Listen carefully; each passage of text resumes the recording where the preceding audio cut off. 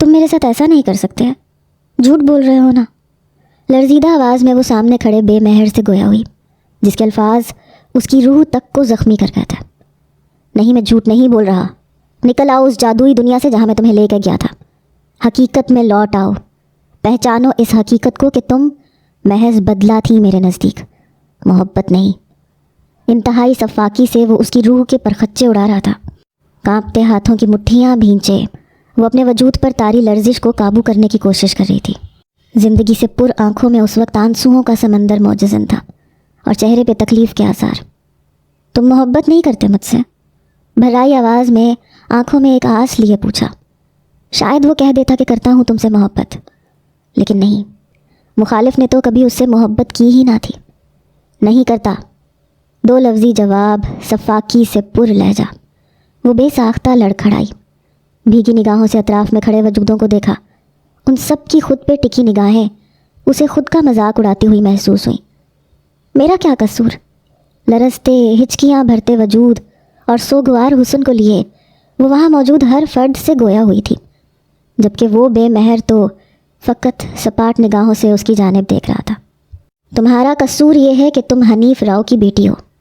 برسوں پہلے اس نے ہمارے چہرے پہ کالک ملی تھی، آج اس کے چہرے پہ کالک مل چکی ہے۔ ادا جان صوفے سے اٹھتے اس کے حسین چہرے پہ نظریں جمائے سرد لہجے میں گویا ہوئے۔ اس لڑکی کا چہرہ شناسا سا تھا، یہ چہرہ انہیں جن کی یاد دلا رہا تھا۔ اس وجود کو یاد کرتے ان کا اشتعال بڑھتا چلا جا رہا تھا۔ کیا کیا تھا میرے بابا نے ایسا کہ آپ نے اس صورت ان سے بدلہ لیا؟ مجھ سے جھوٹی محبت جیسا گھنونا کھیل کھیلا، مجھے ورگلا کے مجھ سے میرے باپ کی گھر کی دہلیز پار کروائی۔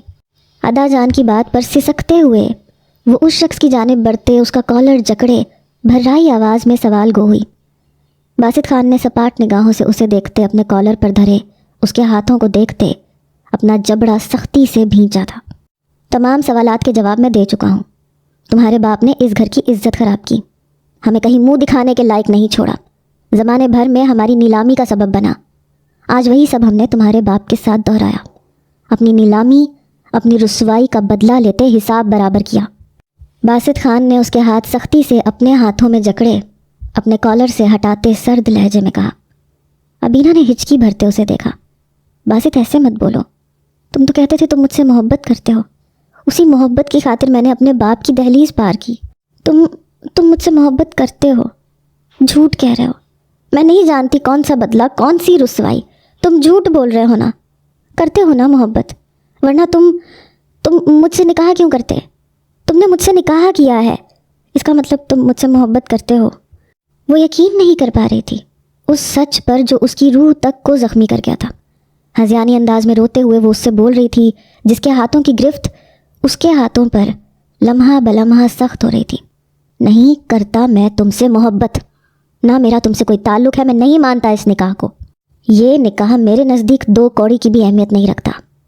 میں نے محض بدلہ لیا تھا تم سے، ادا جان کی دی قسم پوری کی ہے، اس کے علاوہ اور کچھ نہیں میرا تم سے رشتہ، نہ محبت کا، نہ نفرت کا، اور نہ ہی نکاح کا۔ اس کے ہاتھوں کو جھٹکتے وہ غرایا تھا۔ ابیرہ روتے ہوئے زمین پر گری تھی۔ میں نے اپنا وعدہ پورا کیا ادا جان، اس شخص کو برباد کر کے سارے زمانے کے سامنے رسوا کرتے آپ کی رسوائی اور بدنامی کا بدلہ لے لیا ہے۔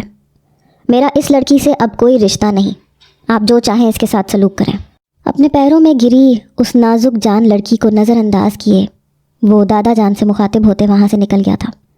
ادا جان نے اپنے ہاتھ میں تھامی لاٹھی پر زور دیتے ابیرہ کی جانب دیکھا، جس کے رونے کی آواز بلند ہوتی چلی جا رہی تھی۔ خاموش حویلی اس کی سسکیوں سے، ہچکیوں سے گونج رہی تھی۔ سمینہ بیگم، لے جائیں اس لڑکی کو، اسے حویلی کے طور طریقے سکھائیں۔ بس ایک بات یاد رکھیے گا کہ یہ نہ تو اس گھر کی بہو ہے اور نہ ہی اس گھر کی نواسی، اس سے محض سب کا ایک ہی رشتہ ہے، اور وہ ہے نفرت کا۔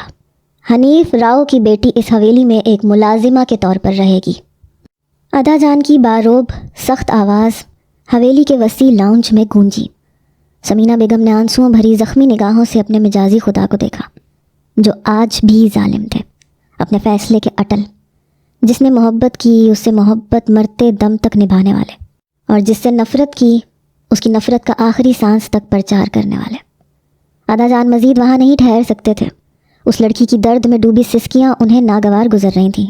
समीना बेगम को हुक्म देते वो अपने कमरे की जानिब बढ़ गए। समीना बेगम के हमराह खड़ी अफ़गान खान की बीवी शुमाइला बेगम और मुदस्सिर साहब की बड़ी बेटी सायरा नम आँखों से अबीरा के ज़मीन बोस होते लरसते वजूद को देख रही थीं। अफ़गान खान के यहाँ कोई औलाद नहीं हुई थी, जबकि मुदस्सिर साहब की ज़ौजा बासित की पैदाइश के फ़ौरी बाद अपने खालिक हकीकी से जा मिली थी। समीना बेगम ने आगे बढ़ते उसके नढाल वजूद को सीधा किया। अबीरा ने मतवर्रम आँखें उठाईं, उनकी जानिब देखा। अपनी माँ की शबीह उसे समीना बेगम में नजर आई। उठो नानी की जान, हिम्मत करो, समीना बेगम भर्राई आवाज़ में कहते उसके वजूद को उठाते अपने बाजुओं के हल्के में लिए सायरा के कमरे की जानिब बढ़ गईं। सायरा और शुमाइला बेगम भी उनकी तकलीद में आगे बढ़ीं। बस करो अबीरा, मत हल्कान करो खुद को। समीना बेगम कब से उसे रोते हुए देख रही थी। आखिरकार बोल पड़ी, उसने ऐसा क्यों किया नानी? मेरी तो कोई ख़ता नहीं थी, फिर मुझे क्यों ना करदा गुनाह की सज़ा मिली? मैं तो आप लोगों को जानती तक ना थी, लेकिन आप सबको तो पता था ना। फिर कैसे आप सब अपनी नवासी के साथ ऐसा कर सकते हैं? वो उनका हाथ थामे उनसे सवाल गो हुई। शुमाइला बेगम और सायरा खामोशी से सोफे पे बैठी हुई थी। तुम्हारी कोई गलती नहीं है मेरी बच्ची, हम सब जानते हैं कि तुम्हें एक ना करदा गुनाह की सज़ा मिली, उस गुनाह की सज़ा जो तुम्हारी माँ ने किया था। समीना बेगम उसे अपने सीने में भींचे भर्राई आवाज़ में बोली, मैं तो ये तक नहीं जानती कि क्या गुनाह किया है मेरी माँ ने। बाहर वो सब किस बदनामी, किस रुसवाई की बात कर रहे थे। अबीरा उनके सीने से लगी हुई गोया हुई। समीना बेगम ने उसे मज़ीद खुद में भींचते उसके बालों पे अपने लब रखे। उसके वजूद से उनकी बेटी की महक उठ रही थी। बरसों बाद उनकी तड़पती गोद को जैसे सुकून मिला था। यूँ लगा था कि उनकी बेटी उनके पास है। तुम्हारी माँ ने अपने बाप की मोहब्बत को नज़रअंदाज करते उसकी इज्जत पर दाग लगाया था। अबीरा उनकी दी आज़ादी का गलत फ़ायदा उठाते उन्हें रुसवा किया था, और उस रुसवाई के सबब जहांगीर के दिल में उसके लिए और तुम्हारे बाप के लिए नफ़रत परवान चढ़ गई। बदला लेने का एहसास उन पर इस कदर गालिब आया कि वो अपनी ही नवासी को बर्बाद कर गए। अबीरा ने उनके कहने पर मुतजस्सिस नज़रों से उन्हें देखा।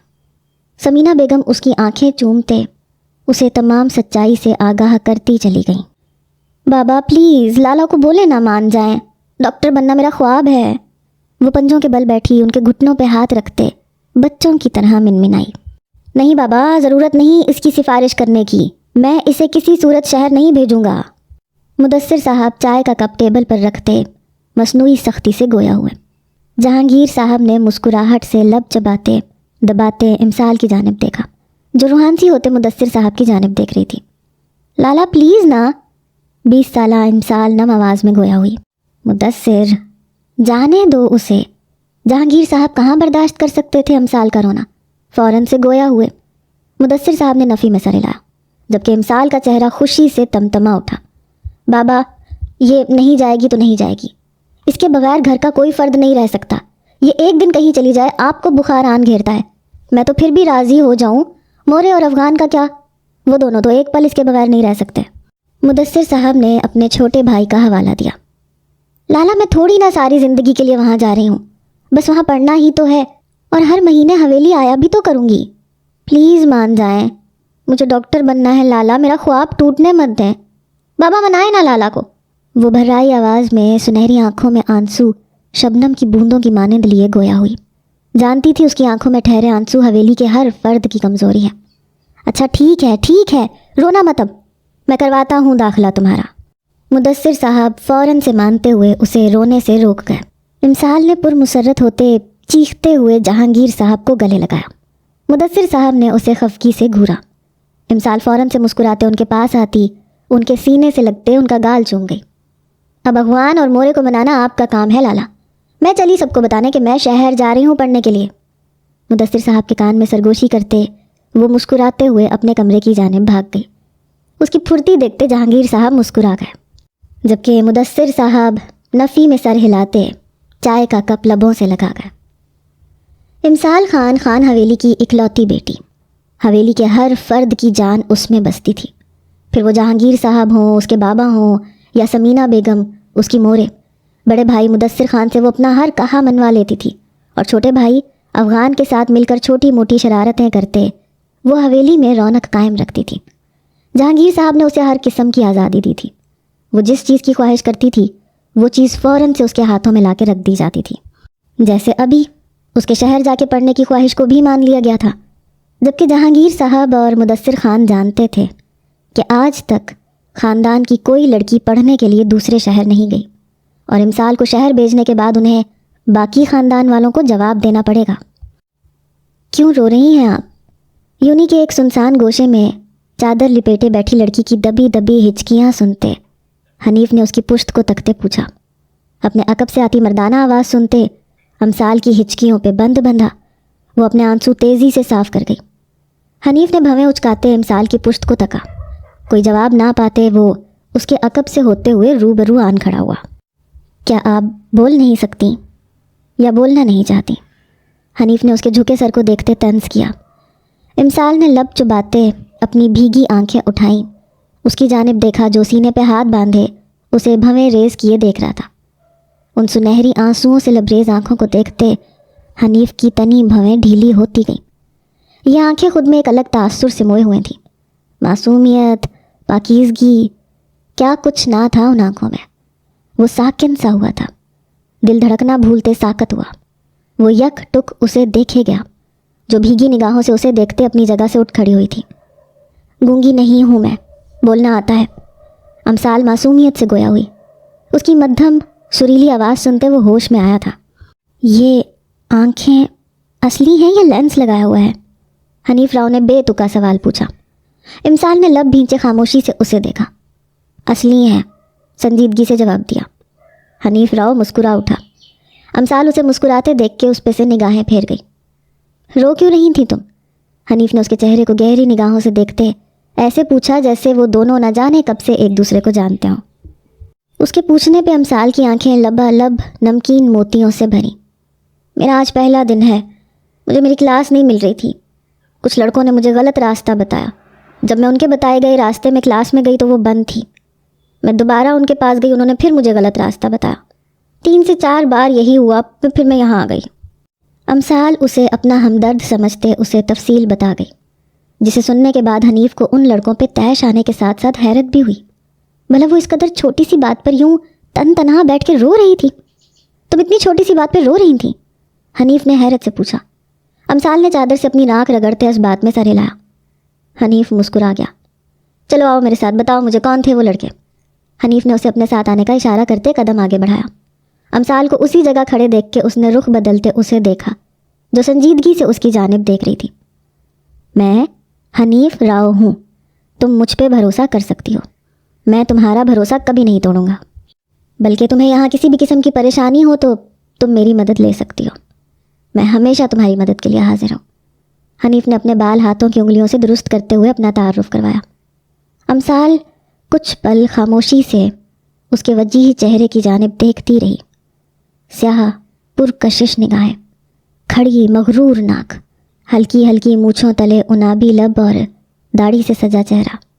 اس کا دل بے ساختہ دھڑکتے اس شخص پہ بھروسہ کرنے کے لیے راضی ہوا تھا. حنیف نے سوالیہ نظروں سے اس کی جانب دیکھا. امسال نفی میں سر ہلاتے اس کے ہم قدم ہوئی. میرا نام امسال ہے. اس کے ہم قدم چلتے امسال نے اپنا تعارف کروایا. حنیف اس کا نام زیر لب دہراتے مسکرا گیا. ان لڑکوں کے پاس آتے حنیف نے انہیں خوب سناتے اپنا غصہ اتارا تھا، جبکہ امسال خاموش کھڑی محض اسے دیکھ رہی تھی. حنیف یونی کا سب سے ہونہار طالب علم تھا. وہ مڈل کلاس گھرانے سے تعلق رکھتا تھا. یونی کی ہر ایکٹیویٹی میں وہ بھرپور حصہ لیا کرتا تھا. یوں کہہ سکتے تھے کہ وہ اپنی وجاہت اور ذہانت کے سبب یونی کا پاپولر لڑکا تھا. یونی کے دن رفتہ رفتہ گزرتے گئے.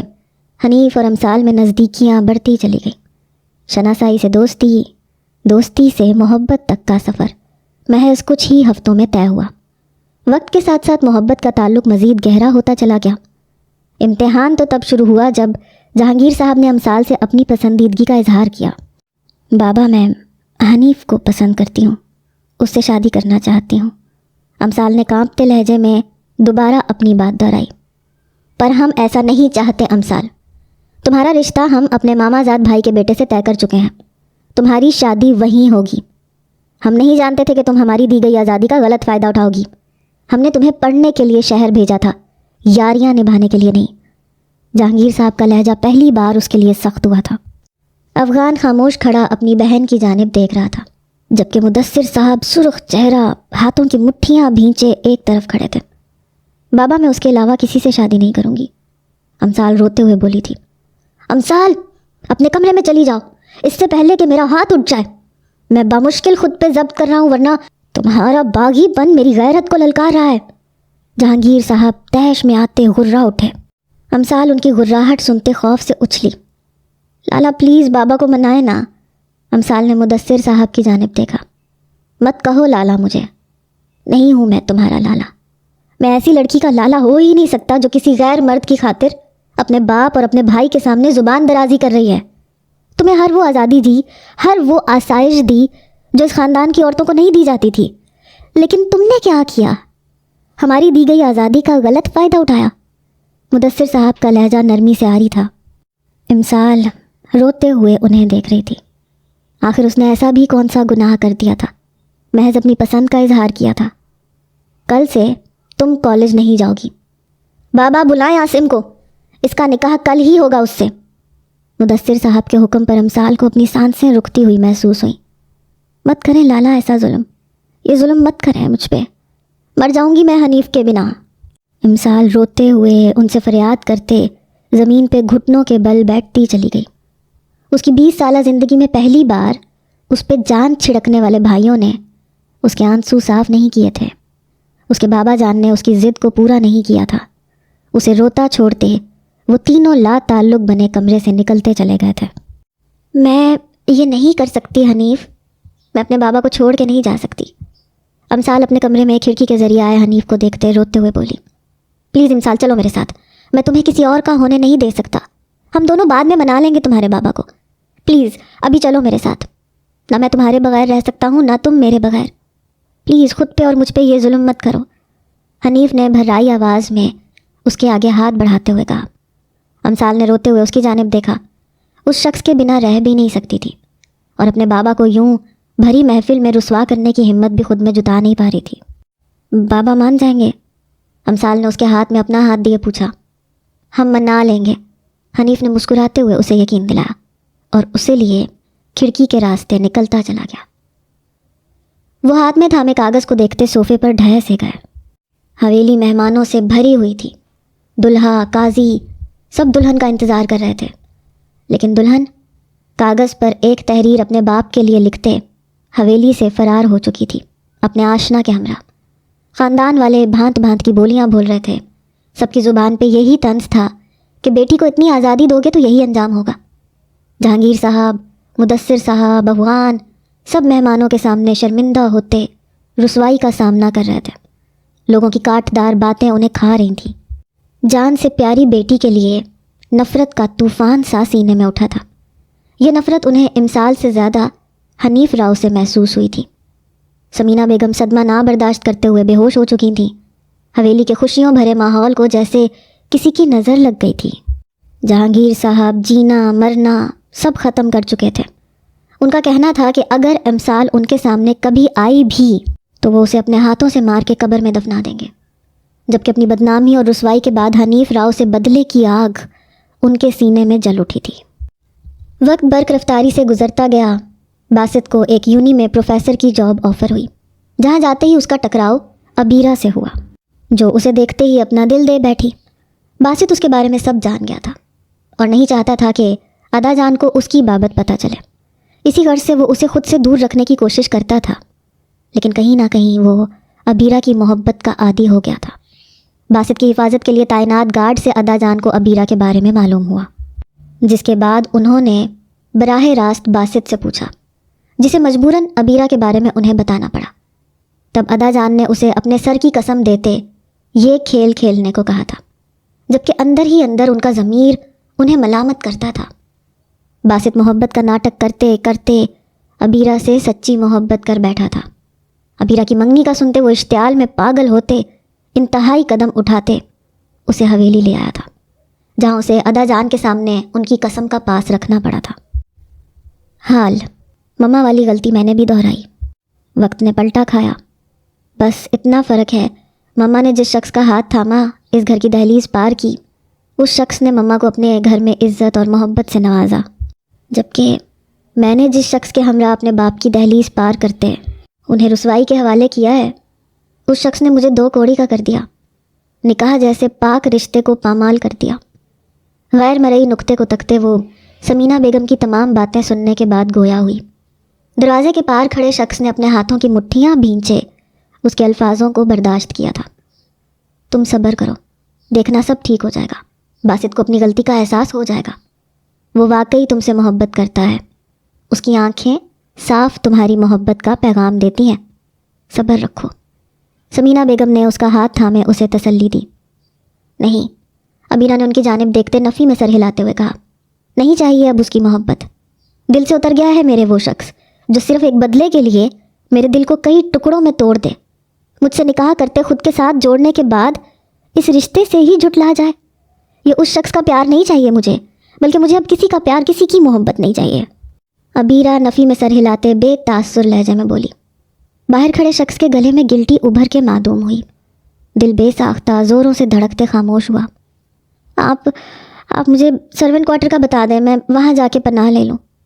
بیڈ سے اٹھتے وہ خالی نگاہوں سے سمینہ بیگم کی جانب دیکھتے ہوئے بولی، مت کرو میری بچی اس طرح، میں تمہارے نانا سے بات کروں گی، تم اس گھر کی نواسی ہو، ان کا غصہ وقتی ہے بیٹا، وہ ٹھیک ہو جائیں گے۔ سمینہ بیگم نے اسے امید کا دامن تھمایا۔ نہیں نانی، مجھے نہ اب اس گھر کی نواسی بننا ہے نہ بہو، میں ملازمہ ہی ٹھیک ہوں۔ انتقام کی آگ میں جلتے مجھے یہاں بدلے کے طور پہ لایا گیا ہے، ڈولی میں بٹھاتے ہیں، نازوں سے نہیں۔ انتہائی تلخی سے کہتی اس نے صوفے پہ بیٹھی سائرہ کی جانب دیکھا۔ آپ بتا دیں کہاں رہتے ہیں ملازم؟ ابیرہ نے سائرہ سے پوچھا۔ سائرہ نے ایک نظر سمینہ بیگم کی جانب دیکھا جنہوں نے آنکھوں سے اسے اشارہ کیا۔ وہ اپنی جگہ سے اٹھتے ابیرہ کو اپنے ساتھ آنے کا اشارہ کرتے باہر کی جانب بڑھی۔ دروازے کے پار کھڑا باسط خان اس کی ضد پر صبر کے گھونٹ بھرتا تیزی سے وہاں سے ہٹتے اپنے کمرے میں داخل ہوا۔ آنکھیں سرخ انگارہ تپتا بدن لیے اس نے کمرے کی دیوار پہ کئی وار کیے۔ آنکھوں کے سامنے اس کا نازک لرزتا وجود لہرا رہا تھا، سماعتوں میں اس کی آہیں فریادیں گونج رہی تھیں۔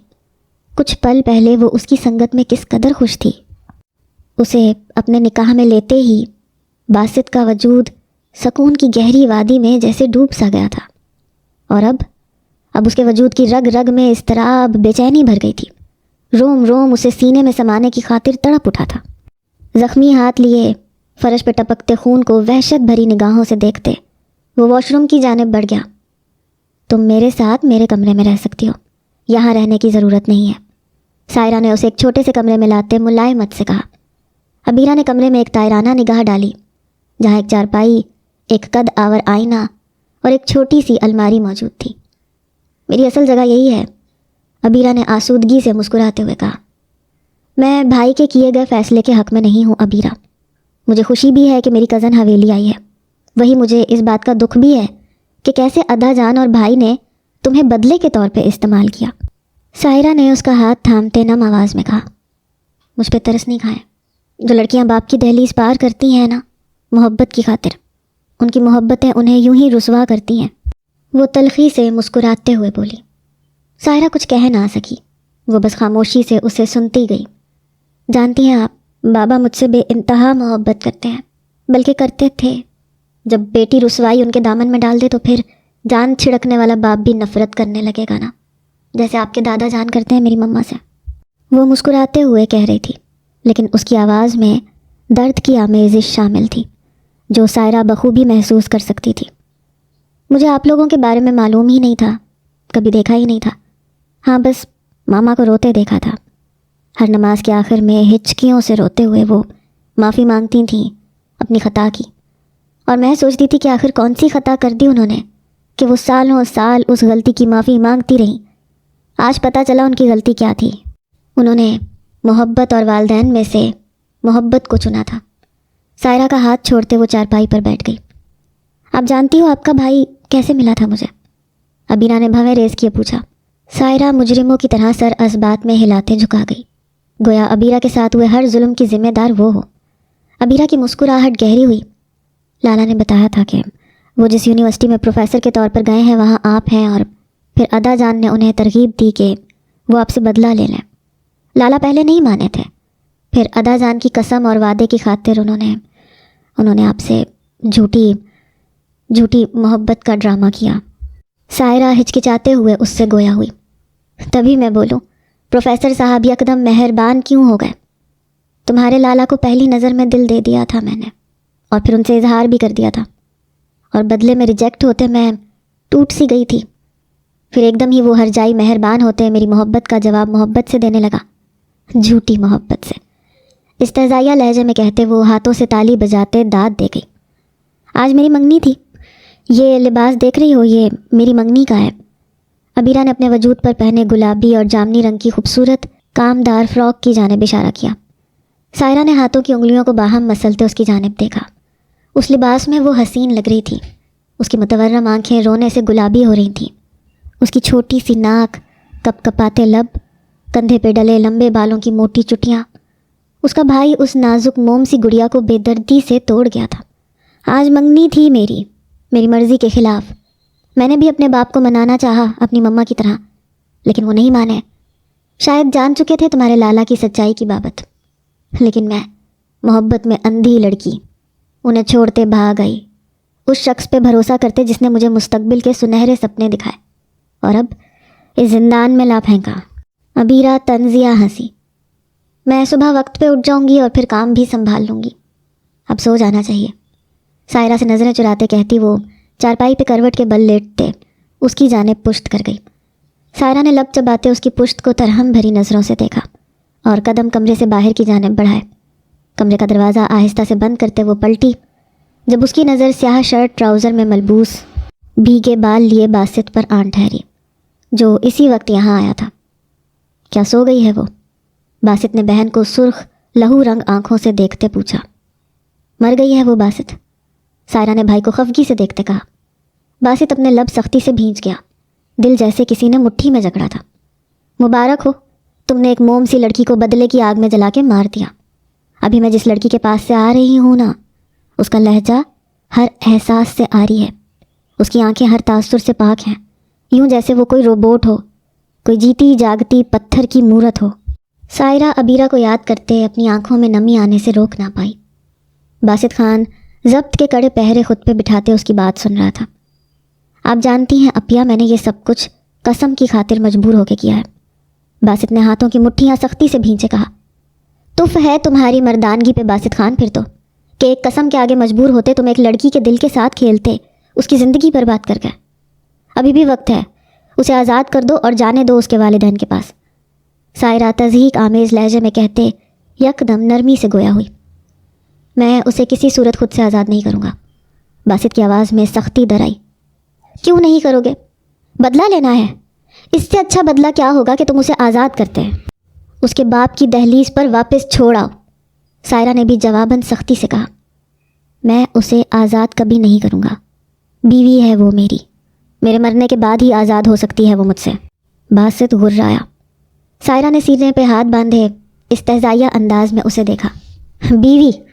تھوڑی دیر پہلے لاؤنج میں آپ کہہ گئے ہیں باسط خان کہ وہ آپ کی بیوی نہیں ہے، آپ کا اس سے کوئی رشتہ نہیں ہے۔ سائرہ نے اسے اس کے الفاظ یاد کروائے۔ اب آپ جانتی ہیں میں اس سے محبت کرتا ہوں، اس کے بغیر نہیں رہ سکتا۔ ادا جان کی قسم کے آگے مجبور ہوتے میں نے یہ قدم اٹھایا تھا۔ میں کیسے اسے کسی اور کی ہونے دیتا؟ وہ آج کسی دوسرے شخص سے منگنی کرنے جا رہی تھی اور میں اسے کسی دوسرے شخص کے نام کے ساتھ منسوب ہوتا نہیں دیکھ سکتا تھا۔ باسط نے سرخ آنکھیں لیے اعتراف کرتے اپنی بے بسی بیان کی۔ مرد مجبور نہیں ہوتا باسط خان، اگر تم اس سے محبت کرتے تو اسے یوں رسوا نہ کرتے، اسے پانے کے لیے جائز قدم اٹھاتے، کسی کی قسم کے آگے مجبور نہیں ہوتے، بلکہ ادا جان کے آگے ڈٹ کے کھڑے ہو جاتے کہ عبیرہ تمہاری بیوی ہے، بدلہ نہیں۔ یہ جھوٹی محبت کا اظہار اب میرے سامنے مت کرنا۔ سائرہ سخت لہجے میں اسے لتاڑتے ہوئے تیز قدموں سے اپنے کمرے کی جانب بڑھ گئی۔ باسط نے آنکھیں نیچے خود پہ ضبط کرتے گہرا سانس بھرا۔ دل اسے دیکھنے کے لیے مچل رہا تھا، اضطراب کم ہونے کا نام نہیں لے رہا تھا۔ بھیگے بالوں میں ہاتھ پھیرتے وہ کمرے کا دروازہ آہستہ سے کھولتے اندر داخل ہوا۔ اسے ٹھنڈ میں چارپائی پہ بنا چادر کے دیکھتے باسط اپنے جبڑے سختی سے بھینچ گیا تھا۔ وہ سو رہی تھی، اس کی چھوٹی چھوٹی سانسیں اس خاموش کمرے میں رقص کر رہی تھیں۔ باسط خان کے قدم بھاری ہوتے آگے بڑھنے سے انکاری ہو گئے تھے۔ وہ اپنے قدموں کو گھسیٹ رہا تھا، چارپائی کے قریب آتے اس نے کروٹ کے بل لیٹی ابیرہ کو دیکھا۔ وہ رو کے سوئی تھی، آنسوؤں کے مٹے مٹے نشان اس کے رخساروں پہ سب تھے، جبکہ وجود ابھی بھی ہچکیاں بھر رہا تھا۔ باسط خان کی نظریں اس کمرے کے روشن دان سے آتی چاند کی چاندنی کے سبب روشن ہوتے اس کے چہرے پہ سفر کر رہی تھیں۔ کئی خوشگوار یادیں جو اس لڑکی کی سنگت میں اس نے بنائی تھیں اسے یاد آ رہی تھیں۔ ابیرہ کے گلے میں موجود اپنے نام کا لاکٹ دیکھتے وہ دھیمے سے مسکرا گیا۔ ابیرہ نے اپنے چہرے پہ نظروں کی تپش محسوس کرتے، کسمساتے، کروٹ بدلتے، سیدھا ہوتے اپنے پیٹ پہ ہاتھ رکھا۔ آج کا دن اس قدر اعصاب شکن تھا کہ آنکھیں بند کرتے ہی اسے نیند نے اپنی آغوش میں سمیٹ لیا تھا۔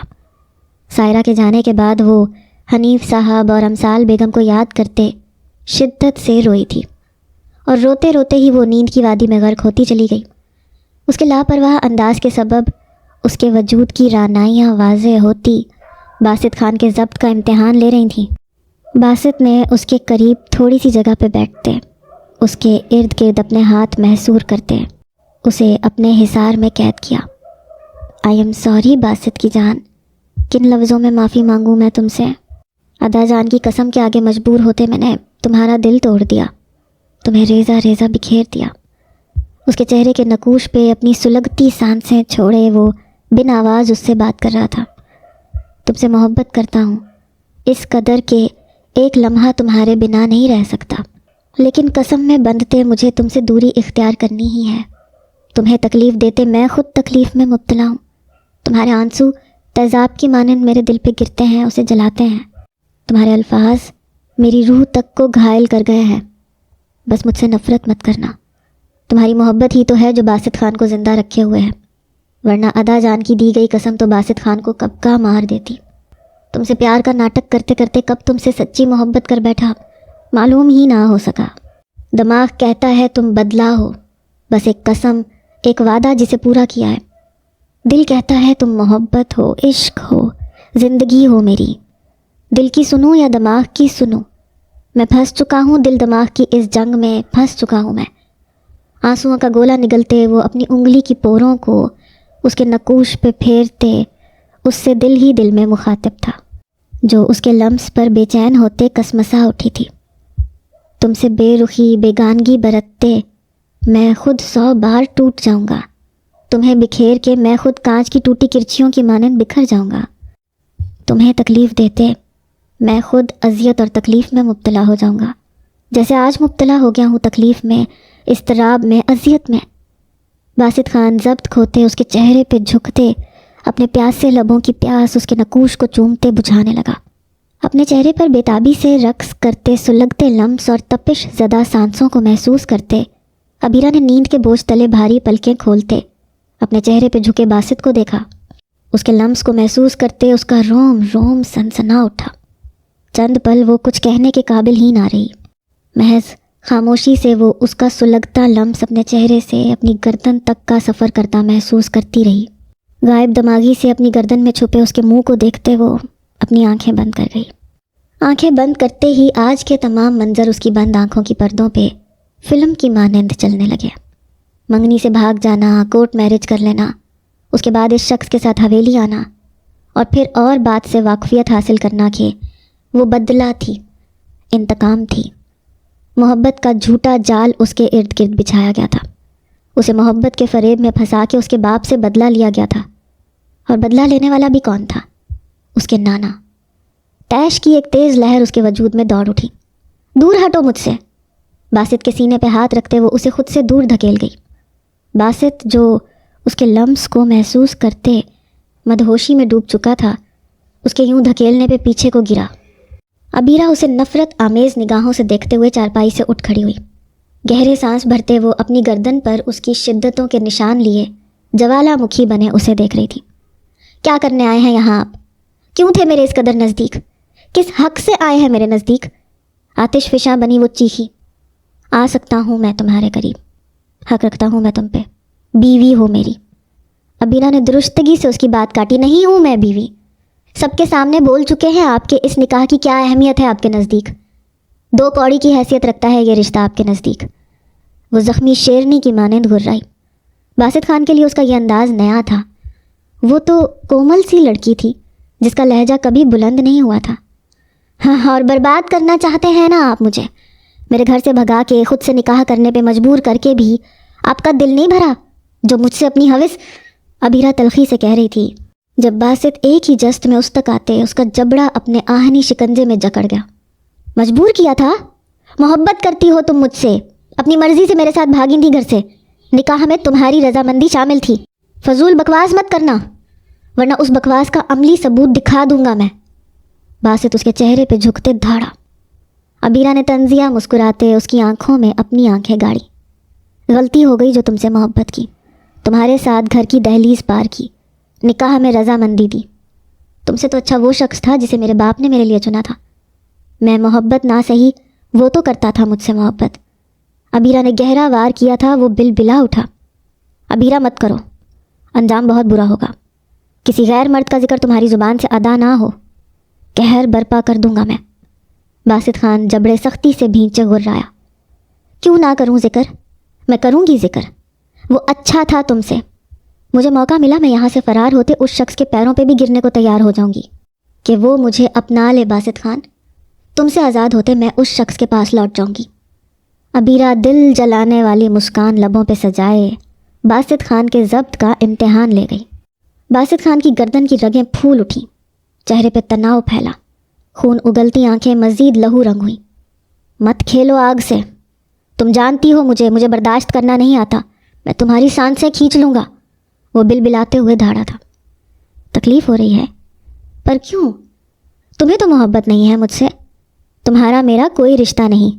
میں تو ملازمہ ہوں نا اس حویلی کی.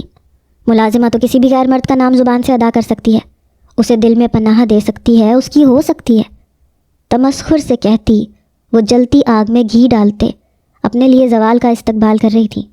باسط نے اپنا ہاتھ اس کی کمر پہ رکھتے گرفت سخت کی، جبکہ جبڑے پر بھی مسلسل اس کی گرفت سخت ہوتی چلی جا رہی تھی. تم کیا چاہتی ہو؟ میں تمہارے وجود کی سانس سانس تک کھینچتے تمہیں یہیں درگور کر دوں؟ کیوں میری غیرت کو للکار رہی ہو تم؟ باسط اسے مکمل اپنے حصار میں جکڑے دانت پہ دانت جمائے گویا ہوا. غیرت اپنی عورتوں کے لیے جاگتی ہے باسط خان. میں تمہاری عورت نہیں ہوں. مجھے آزاد کرو اس کاغذی رشتے سے بھی جسے تم 2 کوڑی کا مانتے ہو. تم چاہتے تھے میں اپنے بابا کی رسوائی کا سامان بنوں، بن گئی. تم چاہتے ہو تو میں یہاں نوکرانی بن کے زندگی گزارنے کو بھی تیار ہوں. لیکن اب مجھے تم سے کاغذی رشتہ بھی نہیں برداشت. باسط کے سینے پہ ہاتھ رکھتے دباؤ ڈالتے، اسے خود سے دور کرنے کی صحیح کرتے. وہ روتے ہوئے دبا دبا چیخی. باسط خان کے ضبط کا پیمانہ لبریز ہوا. اس کا پارا 7ویں آسمان تک جا پہنچا. نہیں ملے گی تمہیں آزادی، محض قید ملے گی میری پناہوں میں. تمہارے لبوں پہ ایسا کفل لگاؤں گا تم زندگی بھر کسی غیر مرد کا نام نہیں لوگی. سنسنی خیز لہجے میں کہتے وہ ابیرہ کو بھیگی نگاہوں میں دیکھتے، اس کے چہرے پہ جھکتے، اس کی سانسوں کا گلا گھونٹتے، اسے اپنے بازوؤں میں اٹھاتے چارپائی پہ لے آیا. ابیرہ بن آب مچھلی کی طرح تڑپ اٹھی تھی. اس شخص کی قربت اب اسے قبول نہیں تھی. اس شخص کا لمس اسے ناگوار گزر رہا تھا. وہ مزاحمت کرتے اسے خود سے دور کرنا چاہ رہی تھی، لیکن باسط اس کی ہر مزاحمت کا دم گھونٹتے اسے خود کی ذات میں قید کر رہا تھا. رات سرکتی جا رہی تھی اور باسط ابیرہ کے لفظوں کے سبب طیش میں مبتلا ہوتے، ابیرہ کو اپنے انتہائی نزدیک کرتے. اس کے فرار کی تمام راہیں مسترد کر گیا تھا. ابیرہ بھی مزاحمت ختم کرتے خود کو باسط کے رحم و کرم پہ چھوڑ چکی تھی. کس بات کا ماتم منا رہی ہو تم؟ چارپائی پر لیٹے سگریٹ سے اپنا سینہ جلاتے وہ کمرے سے منسلک واش روم سے آتی اس کی سسکیوں کی آواز سنتے دھاڑا تھا. جب سے اسے اپنی گرفت اور قربت سے آزادی دی تھی، وہ تب سے واش روم میں بند رو رہی تھی، اور اس کے رونے کی آوازیں باسط خان کا خون جلا کے راکھ کر رہی تھیں. اگر تم 5 سیکنڈ کے اندر اندر باہر نہیں آئیں ابیرہ، میں اندر آ جاؤں گا، اور پھر جو ہوگا اس کی ذمہ دار تم خود ہوگی. سگریٹ کا دھواں فضا میں خارج کرتے وہ سرد لہجے میں گویا ہوا. واش روم میں گونجتی ابیرہ کی سسکیاں تھمیں. آئینے میں نظر آتے اپنے عکس کو دیکھتے وہ بے دردی سے اپنے آنسو صاف کر گئی. دانت پہ دانت جمائے اپنے بالوں کو جوڑے میں لپیٹے باہر نکلی. کہاں جا رہی ہو؟ واش روم سے باہر نکلتے ابیرہ نے دروازے کی راہ لی تھی جب باسط نے سرد لہجے میں پوچھا. حویلی کی نئی ملازمہ ہوں، کام سیکھنے ہیں. سپاٹ لہجے میں جواب دیتے اس نے پلٹتے باسط کی جانب دیکھا. جس کی آنکھوں کی سرخی میں رتی برابر کمی نہیں آئی تھی۔ باسط ایک جھٹکے سے اٹھتے اس کے نزدیک آتے اس کے چہرے کو ہاتھوں میں تھام گیا۔ اس کی نرمی پر عبیرہ اذیت سے مسکرائی۔ باسط مزید ناٹک مت کریں، آپ کو جو چاہیے وہ میں سمجھ گئی ہوں۔ اذیت سے مسکراتے ہوئے وہ اس کے ہاتھ اپنے گال سے ہٹا گئی۔ کیا چاہیے مجھے؟ باسط کے لہجے میں سختی کا عنصر نمایاں تھا۔ میرا وجود۔ دو لفظی جواب دیتے وہ باسط خان کو جبڑے سختی سے بھینچنے پر مجبور کر گئی۔ مجھے تمہارے وجود کی ضرورت نہیں ہے عبیرہ، تمہاری ضرورت ہے۔ باسط ضبط سے گویا ہوا۔ مت جاری رکھیں اس ناٹک کو خوددارا، آپ کا اصل میں دیکھ چکی ہوں۔ مزید ہمت نہیں ہے مجھ میں۔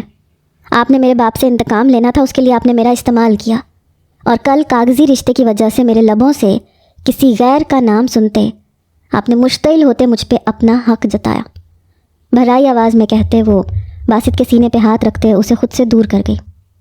کیا آپ کو ذرا برابر بھی مجھ پہ رحم نہیں آیا باسط یہ سب کرتے ہوئے؟ میری کیا خطا تھی جس کی سزا مجھے بھگتنی پڑی؟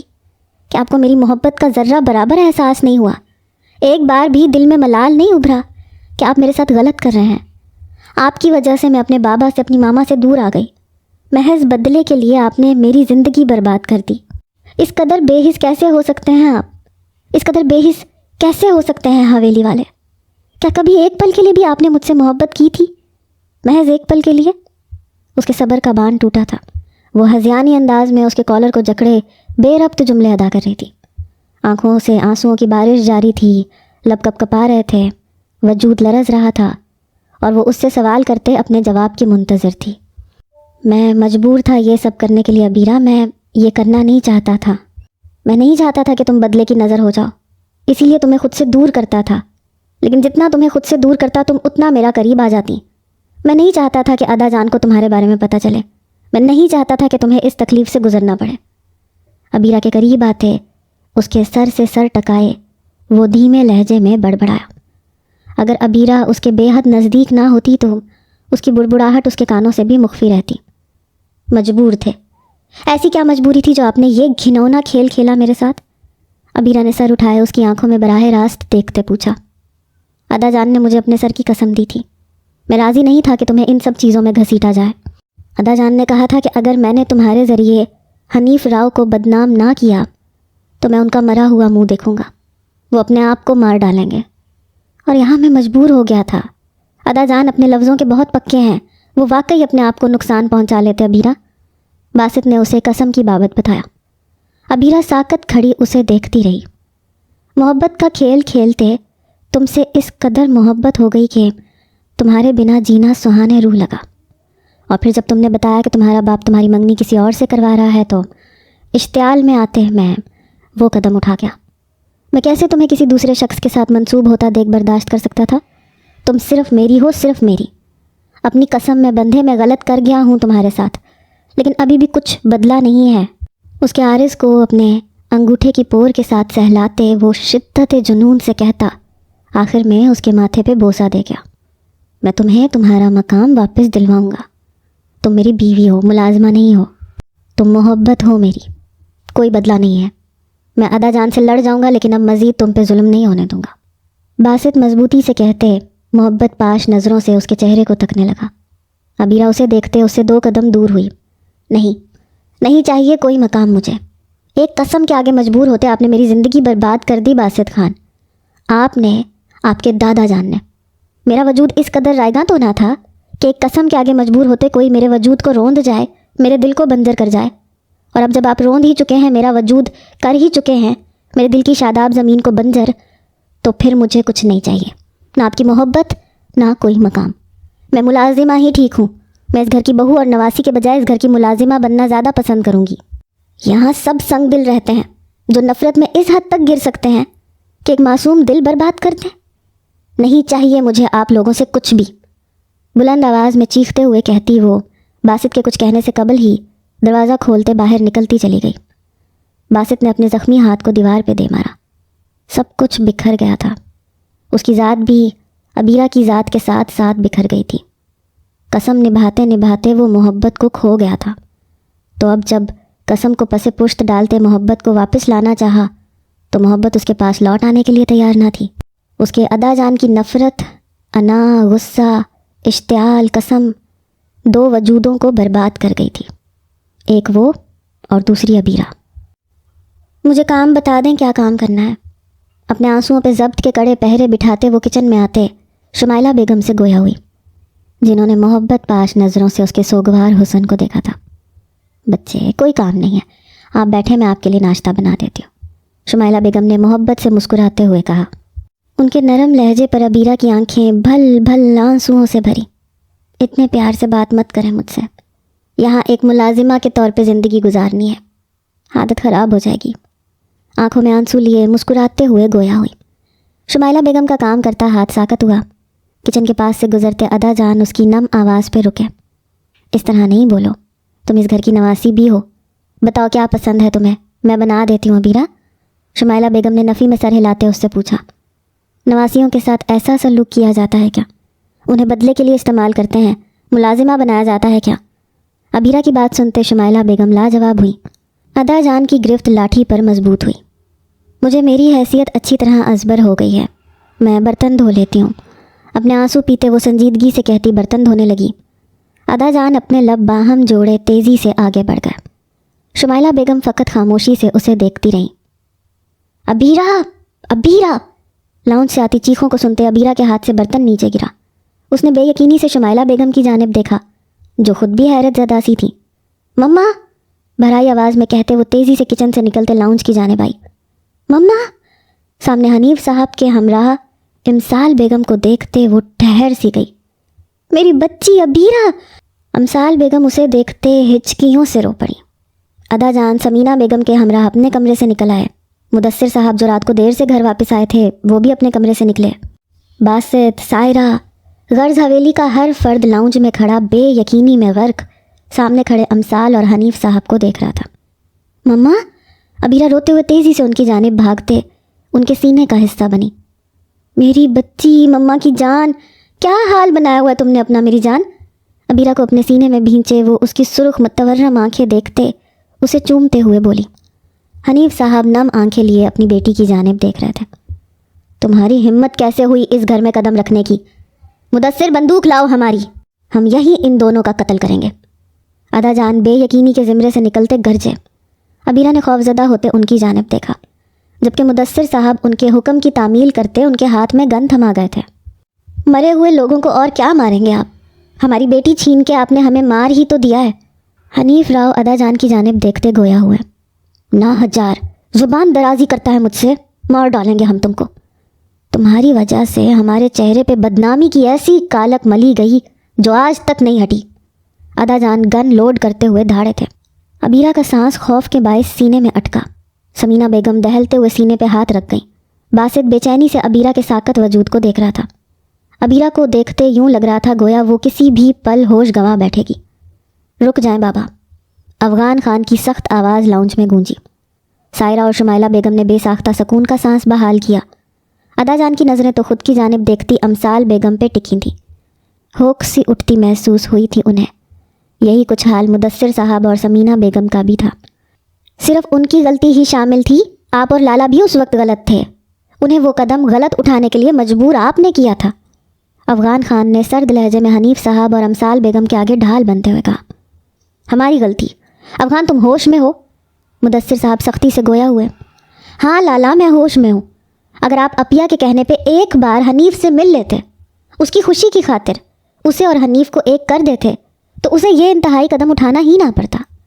جس کے آنسو آپ سے برداشت نہیں ہوتے تھے، جس کی کوئی خواہش ادھوری رہ جانے پہ آپ لوگ پریشان ہو اٹھتے تھے، وہ آپ دونوں کے پیروں میں گری، اپنی محبت کی بھیک مانگتی رہی، لیکن آپ دونوں نے ان کی جانب دیکھا تک نہیں تھا، صرف مردانگی اور اصولوں کی خاطر، وہ اصول جو آپ کے بنائے ہوئے ہیں۔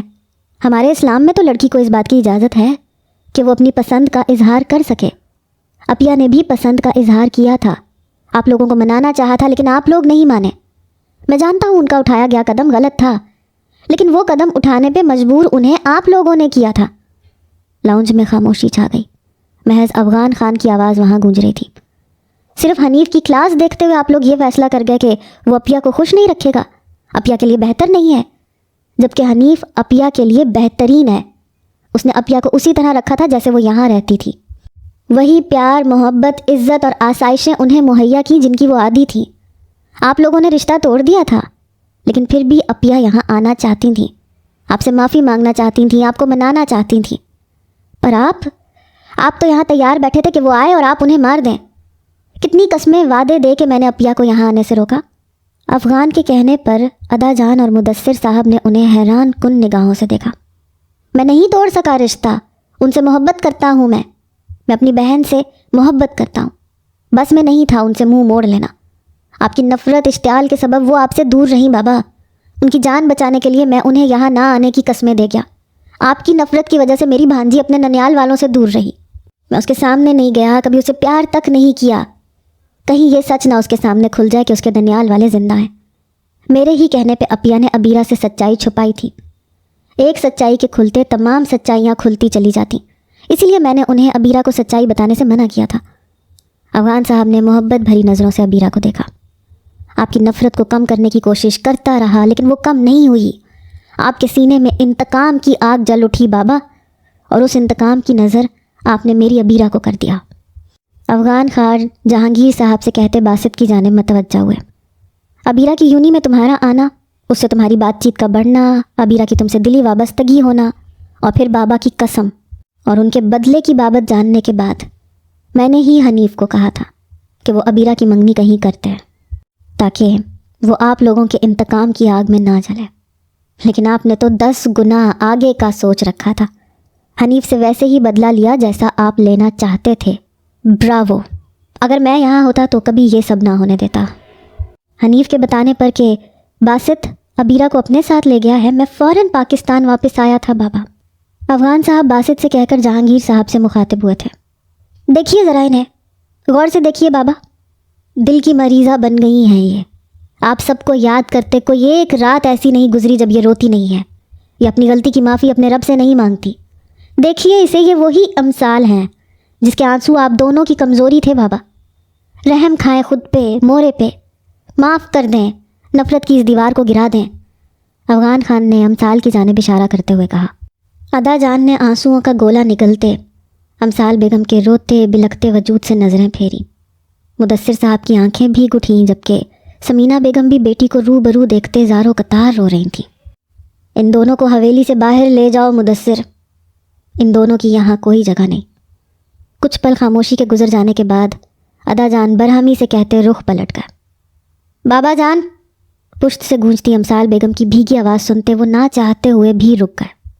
معاف کر دیں، ایک بار مجھے اپنے سینے سے لگا لیں بابا جان، بس ایک بار۔ آپ کی بیٹی آپ کے سینے سے لگنے کی ادھوری خواہش لیے مرنا نہیں چاہتی۔ بابا جان معاف کر دیں نا اپنی لاڈو کو۔ روتے ہوئے کہتے وہ وہاں سب کے دل چیر گئیں۔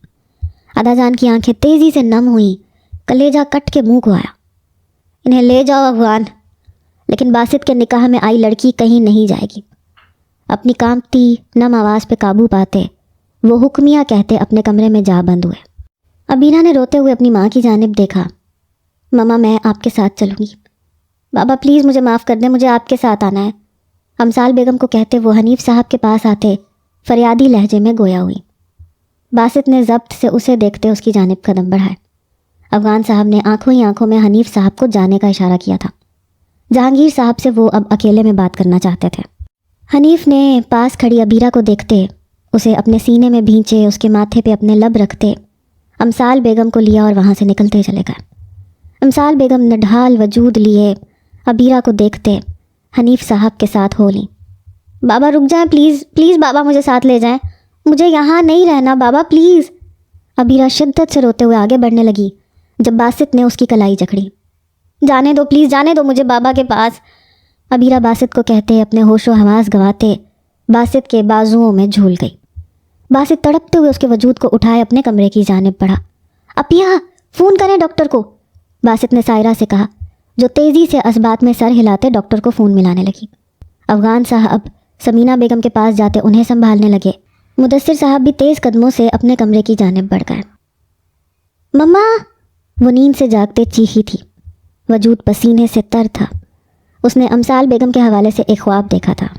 شدید گھبراہٹ میں مبتلا وہ تیزی سے بیڈ سے اترتے اپنے ہاتھ پہ لگی ڈرپ کھینچ کے نکالتے کمرے سے باہر نکلی۔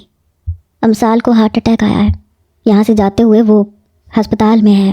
لاؤنج میں آتے ہی مدثر صاحب کے لبوں سے ادا ہونے والی خبر اس پر بجلی بن کر گری۔ لاؤنج میں موجود باسط، جو ڈاکٹر کے جاتے ہی لاؤنج میں آ گیا تھا، اپنی جگہ سے کھڑا ہوا۔ سائرہ، شمائلہ بیگم، افغان صاحب، سب کے چہرے کے رنگ اڑے۔ ابیرہ؟ سائرہ نے سفید رنگت لیے سامنے کھڑی ابیرہ کو دیکھتے پکارا۔ باسط نے پلٹتے اس کی جانب دیکھا، جو نفی میں سر ہلاتے ہذیانی انداز میں چیخنے لگی تھی۔ باسط نے تیزی سے آگے بڑھتے اس کے بے قابو ہوتے وجود کو سنبھالنا چاہا، جو اس سے سنبھال پانا مشکل ہو رہا تھا۔ یوں ہی تصویر دیکھتے روتے رہیں گے آپ، یا اسے معاف کرتے اپنے دل کو ٹھنڈک پہنچائیں گے؟ سمینہ بیگم نے جہانگیر صاحب کو امسال کی تصویر ہاتھ میں تھامے روتے ہوئے دیکھتے کہا۔ ہمت نہیں ہے مجھ میں، معاف کر دیا ہے میں نے اسے، دیکھتے ہی معاف کر دیا تھا۔ آخر کب تک میں اس سے ناراض رہ سکتا ہوں؟ پر ہمت نہیں ہوئی اس کے وجود کو بازوؤں میں بھرنے کی۔ سمینہ، میں اپنی بیٹی سے بہت محبت کرتا ہوں۔ جہانگیر صاحب امسال بیگم کی تصویر کو سینے سے لگائے روتے ہوئے بولے۔ جہانگیر، چلے چلتے ہیں اس کے پاس، آپ نے معاف کر دیا ہے تو تھوڑی ہمت بھی کر لیں، میں ترس گئی ہوں اس کے وجود کو سینے سے لگانے کے لیے۔ سمینہ بیگم نے روتے ہوئے ان سے فرمائش کی۔ چلو سمینہ، اب مزید میں خود پہ نفرت کا لبادہ نہیں اوڑھ سکتا، مزید اپنی بیٹی سے، اپنی نواسی سے دور نہیں رہ سکتا میں، چلو۔ جہانگیر صاحب خود سے لڑتے لڑتے تھک چکے تھے۔ اپنی جگہ سے اٹھتے ہوئے بولے کہ ایک دم انہیں لاؤنج سے آتی چیخوں کی آواز سنائی دی۔ وہ دونوں کسی انہونی کے خیال سے تیزی سے کمرے سے نکلے۔ نانا، نانا دیکھیں نا، مما کے پاس نہیں جانے دے رہے یہ لوگ، انہیں ہارٹ اٹیک آیا، وہ ہسپتال میں ہے، باسط مجھے جانے نہیں دے رہا۔ ادا جان کے کمرے سے نکلتے ہی ابیرہ چکنی مٹی کی مانند اس کی گرفت سے نکلتے ان کے پاس جاتے ہوئے بولی۔ ادا جان نے بے یقینی سے اسے دیکھا، دل پر بوجھ آن ٹھہرا۔ سمینہ بیگم لڑکھڑائیں۔ خاموش ہو جاؤ میری بچی، تمہاری ماں کو کچھ نہیں ہوگا، ابھی تو ہمیں اسے سینے سے لگانا ہے، چلو چلیں۔ افغان، جلدی سے ہمیں ہماری بیٹی کے پاس لے چلو۔ ادا جان ابیرہ کو اپنے بازوؤں کے حلقے میں لیے اس کے بالوں پہ لب رکھتے ہوئے بولے۔ ابیرہ نے سکون سے اپنی آنکھیں موندے ان کے سینے میں چہرہ چھپایا۔ افغان صاحب اور باسط نے تیزی سے گاڑیاں نکالی۔ معاف کر دیں بابا۔ آکسیجن ماسک کے پیچھے قید امسال بیگم کے لبوں نے جنبش کی۔ ان کے پہلو میں بیٹھے ادا جان نے بھیگی نگاہوں سے انہیں دیکھتے ان کے ماتھے پہ بوسہ دیا۔ ابیرہ حنیف صاحب کے سینے پہ سر رکھے روتے ہوئے اپنی ماں کو دیکھ رہی تھی، جبکہ سمینہ بیگم بھی امسال بیگم کے پاس بیٹھی اپنی ممتا کی پیاس بجھا رہی تھیں۔ معاف کر دیا بابا نے بابا کی جان کو، بس اب جلدی سے اٹھ بیٹھو، بابا کو مت ڈراؤ۔ ادا جان نے نم آواز میں ان کا ہاتھ تھامے کہا۔ تم نے ڈرا دیا تھا بابا کو بھی معاف کر دو، تمہاری پسند کا خیال رکھنا چاہیے تھا مجھے، اتنے سال میں تم سے دور رہا ہوں، تمہیں خود سے دور رکھا ہے، معاف کر دو اپنے بابا کو۔ ادا جان نے ان کے ہاتھ کو چومتے ہوئے ان سے معافی مانگی۔ امسال بیگم نے نفی میں سر ہلاتے ان کے ہاتھ پر گرفت مضبوط کی۔ وقت پر ہسپتال لانے کی وجہ سے انہیں فوری طور پر ٹریٹمنٹ دیا گیا تھا۔ ایک دن بعد جا کر انہیں ہوش آیا تھا، اور یہ ایک دن سب کی جان سولی پر لٹکا چکا تھا۔ کیا تم اپنے نانا کو معاف کرو گی؟ امسال بیگم کو پیار کرتے وہ ابیرہ سے مخاطب ہوئے۔ ابیرہ نفی میں سر ہلاتے ان کے پاس آتے ان کے سینے سے لگی۔ اتنے وقت آپ سے دور رہی ہوں، مزید ناراضگی کا اظہار کرتے آپ کی شفقت سے محروم نہیں رہنا چاہتی، ابیرہ نے بھررائی آواز میں کہا۔ سمینہ بیگم نے مسکراتے ہوئے اس کی جانب دیکھا۔ ادا جان نے اس کے ماتھے پر شفقت بھرا بوسہ دیا۔ کیا مجھے معافی ملے گی؟ حنیف صاحب نے مسکراتے ہوئے پوچھا۔ تمہیں معافی اس صورت میں ملے گی جب امسال یہ کہہ دے گی کہ وہ تم سے زیادہ ہم سے پیار کرتی ہے، ادا جان نروٹھے پن سے بولے۔ سب مسکرا گئے ان کی بات پر۔ پھر تو معاف کر ہی دیں آپ، کیونکہ آپ کی بیٹی سب سے زیادہ پیار آپ سے ہی کرتی ہے، حنیف صاحب نے مسکراتے ہوئے کہا۔ سب کے کہے وہاں گونج اٹھے۔ اور کیا مجھے معافی ملے گی آپ کی نواسی سے؟ باسط نے ابیرہ کو گہری نظروں سے دیکھتے پوچھا۔ ہاں بھائی بتاؤ، معاف کرنا ہے؟ ادا جان نے ابیرہ سے پوچھا۔ ابیرہ نے نم نگاہوں سے باسط کو دیکھتے نفی میں سر ہلایا۔ باسط کی مسکراہٹ سمٹ سی گئی۔ باسط نے جو بھی کیا میری وجہ سے کیا، میری دی گئی قسم کی وجہ سے۔ معاف کر دو بیٹا، اب میں اپنے گھر میں اپنے بچوں میں کسی قسم کی رنجشیں برداشت نہیں کر سکتا۔ ادا جان کے کہنے پہ ابیرہ نے باسط کی جانب دیکھا، جو التجائی نظروں سے اس کی جانب دیکھ رہا تھا۔ معاف کیا ادا جان، لیکن صرف آپ کی خاطر، مسکراتے ہوئے کہتے وہ آخر میں جتا گئی۔ اس کے جتانے پر پھر ہسپتال کے اس کمرے میں کہے گونج اٹھے۔ باسط نے اسے گھور کر دیکھتے بے باک اشارہ کیا۔ ابیرہ اس کے اشارے پہ سرخ ہوتے ادا جان کے سینے میں منہ چھپا گئی۔